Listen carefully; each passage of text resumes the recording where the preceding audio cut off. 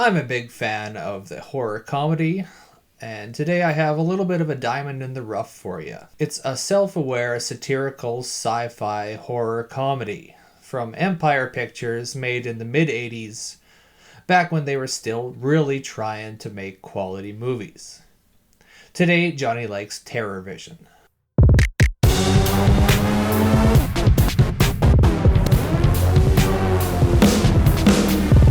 You tell him, Johnny.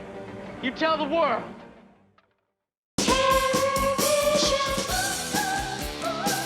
We start off on the, I assume, very distant planet of Pluton, as this guy has quarantined this guy, and is, I assume, beaming him off to the intergalactic version of a prison. Something goes a little haywire and the signal goes off into space. This leads into the wonderful and corny theme song. This leads into our introduction of the Puttermans. First up is Raquel Putterman, who we see here is being as stereotypically 80s as possible, doing exercise in her complete aerobics getup in front of the TV. I thought that this actress looked super familiar, but I couldn't figure out from where. Then it hit me. She had a cameo in another Empire Pictures film that I also reviewed, called Chopping Mall, in which she reprises the same character she played in Eating Raoul, along with the lead actor from that film. 6 degrees of separation at work in my film-addled brain. Anyway, she's great in this. She completely understands the assignment and seems more than happy to play the part. Next up, let's meet Stan Putterman, who is played by another super familiar face, but he didn't make my brain light up playing connect the dots like the mother character. He's setting up a satellite dish in his backyard, which is going to become important later on in the film. He's a pretty normal, average dad. This actor also understood the assignment and nails the role. Next, we meet the overly bubbly, MTV-obsessed, Technicolor Cyndi Lauper clone of a teenage daughter, Susie, who just wants to party and hang out with her boyfriend. Who could that be at the door? Well, it's Grandpa Putterman, of course. Lizard tail jerky. Want a stick? Amazing creature, the lizard. You eat the tail, it don't give a hoot. Just grows another one. Grandpa is closest to the youngest and last entry in the Putterman family, Sherman, who, like Grandpa, is obsessed with combat tactics and military stuff in general. Stan has proudly set up the new satellite dish and wants to show it off to the family using his state-of-the-art but utterly ridiculous remote control. After a childlike, "No, that's mine!" back and forth between Grandpa and Stan, something curious happens, which definitely doesn't have anything to do with that alien from earlier.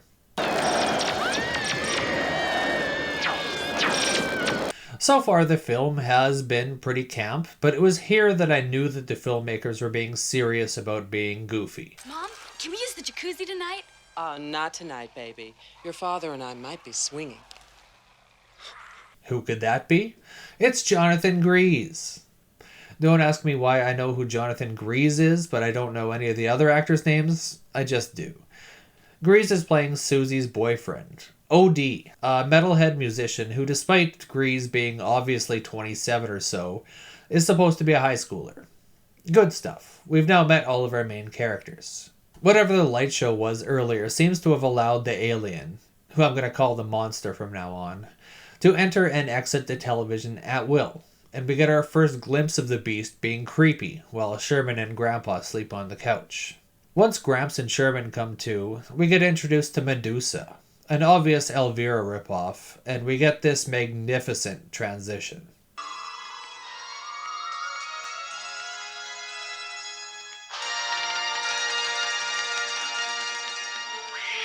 Medusa comes into play later on in the film, a la Fright Night, but I don't get that far into the movie in my synopsis. Alright, enough setup. Time for the first casualty of the evening, as the monster comes out of the TV and turns Grandpa into a pile of green goop. Not the most realistic special effects in the world, but still a lot of fun. Remember how the parents were supposed to be going swinging tonight? Well, here we meet their potential playmates for the evening. A ditzy low-level actress named Cherry, and a Greek guy named Spiro Zero. Yes, that's right, Spiro Zero. The couples feel each other out before they feel each other up, and try to get the party started as Stan shows them around the house. Welcome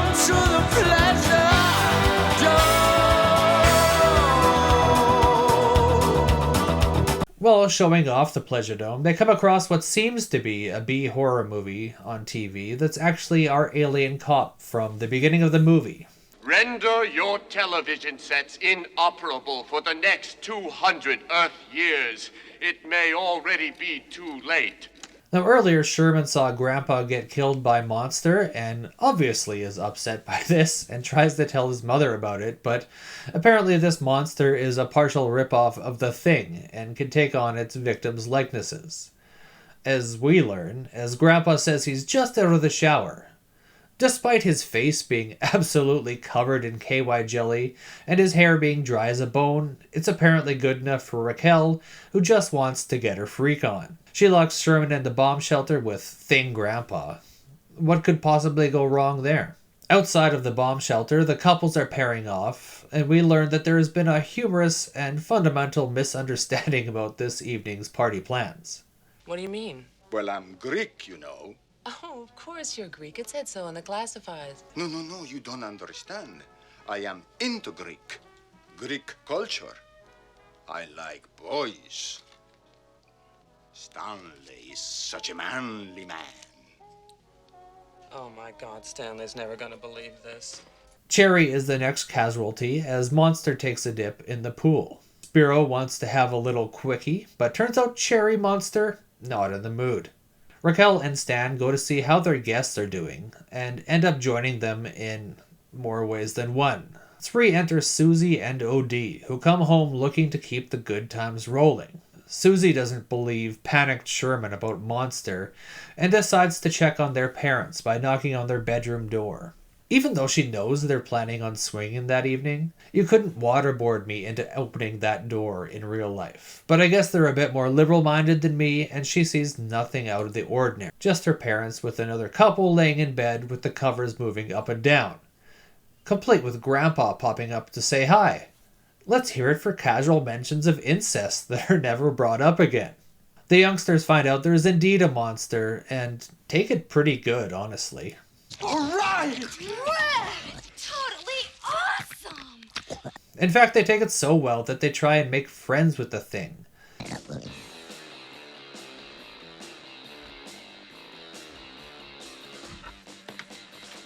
Food. This is called food. That's where I'm going to leave the summary of the plot. I think that gives you a pretty good idea of what the movie's about without spoiling the whole thing. I liked how goofy and self-aware that this film was. I don't want to say that it was the first of its kind or ahead of its time, but it was kind of an oddball film tone-wise when it came out, way back in '86. And I mean critics, didn't know what to do with it. I think that it's obvious that it's making fun of pop culture circa 1986. It's not trying to emulate it. I mean, just look at OD and Susie and how they're dressed. This is obviously an exaggeration of the look and style of the times, and not to be taken seriously. They're completely over the top.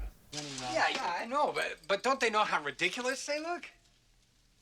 Everything about this film, from the acting to the set design, was an exaggeration. And I think that this was the Italian influence. If you look at the credits, most of the crew behind the scenes was Italian. This is because this was at least partially filmed in Italy. The lighting is pure Suspiria era Argento. It's colored gel lights bathing the house throughout the entire film. But you can also see the Italian influence in the sets, which I believe might have been an actual house that they decorated with that distinctively late 70s, early 80s art style. It's what I imagine the Playboy Mansion might have looked like in 1976.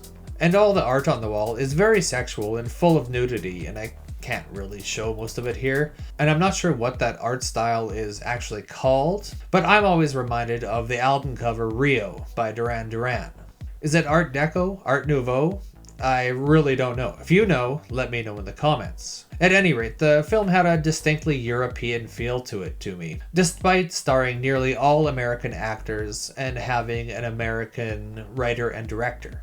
I think that the international behind-the-scenes element also added to the film's production values as well.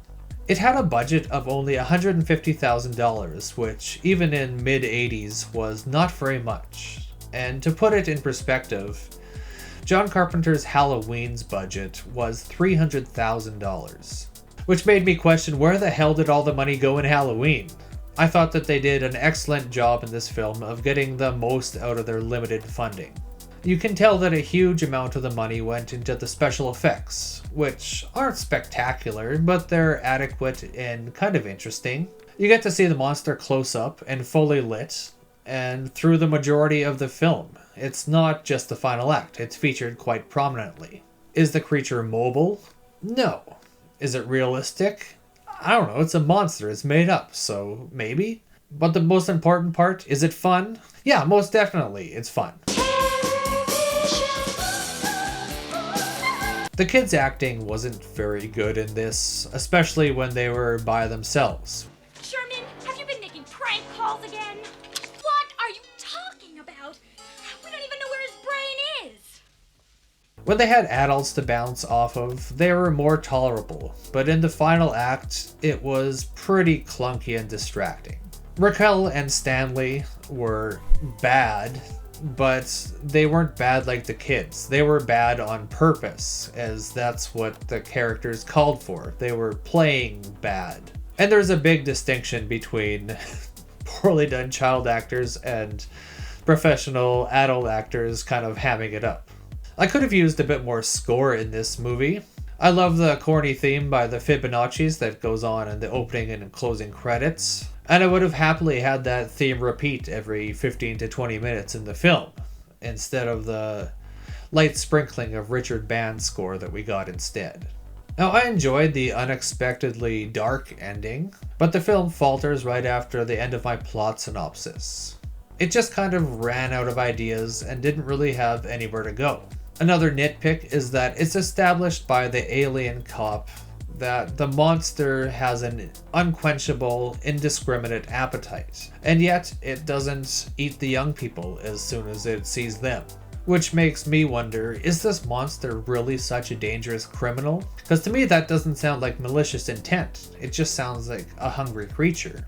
Maybe I'm overthinking that one a little bit though. This movie fills a very particular niche. Oddball monster movie from the 1980s that doesn't have graphic violence or nudity, but still has a good amount of slime and is funny to boot. If that happens to be your particular niche, then I would recommend that you check out TerrorVision. At the end of the day, it wasn't all that original, but I still had a hell of a good time with this one, and I'm going to give it a 3.5 out of 5. You can let me know your thoughts on TerrorVision in the comments, and if you made it this far, you may as well like and subscribe. I got lots of stuff like this.